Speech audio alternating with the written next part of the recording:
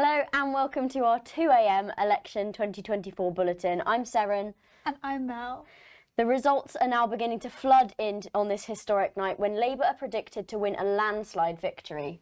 The exit poll suggests Labour will end up on 410 seats with the Conservatives on just 131. Already, Labour has picked up 7 constituencies within the past hour: Gateshead Central and South, as well as Newcastle, South Shields, Cramlington. And we're expecting the area around us in the southwest to be a key battleground.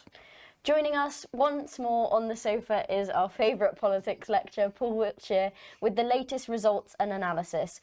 Paul, I think we might have our first Gloucestershire result with some news in Stroud. Yes, we've got a result from Stroud. It's a Labour win from the Tories, and we have this footage of Labour supporters cheering their victory. It's been 3.5 hours since the polls closed, and the count is now officially underway here in Gloucester.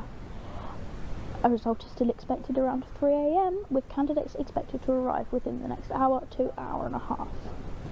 The atmosphere here has picked up and it's become more lively, but there is still a sense of anticipation as to who the next MP will be. So we just heard from the lovely Amy over in Gloucester, and here is another update on Stroud. So the news from Stroud, which was a Conservative seat held by Siobhan Bailey since the last election, is that it's been won by Dr Simon Offer for Labour, and he's got 25,630 votes against her 14,219. So that's about 11,000 majority there in Stroud. That's a massive turnaround, and it's a sign of what a big victory is coming our way for Keir Starmer. There's also some movement in Gloucester where counting is underway. We've had a bit of an update, or we had a bit of an update just now from Amy. Let's hear that one again just to make sure we've got it.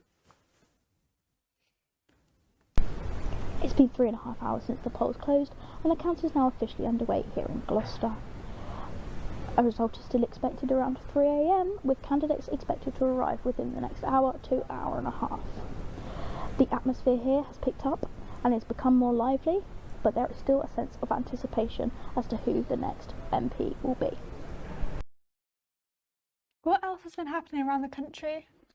Well, there's been more Labour victories, and around this part of the world in the southwest, we're expecting a result from Bristol Central, which is currently Labour, but where the Greens have had their eyes on it. That could be a new victory, a new seat for the Greens in Bristol Central. We're just kind of waiting for that at the moment, but the pattern is, as the exit polls suggested, that Keir Starmer is storming to a landslide victory.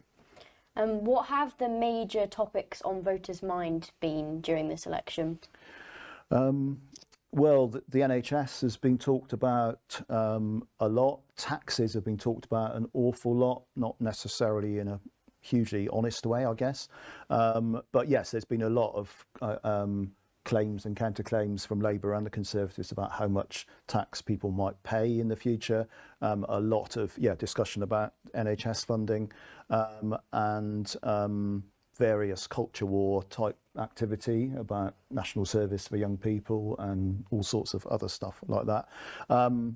Liberal Democrats have worked really hard to get social care on the agenda, but I think there's a lot of people who probably think that some of the really important topics haven't necessarily been addressed properly this time around.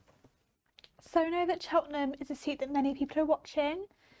There for us is our reporter Alfie Howler. Alfie, what's the latest situation there, and can we expect a result?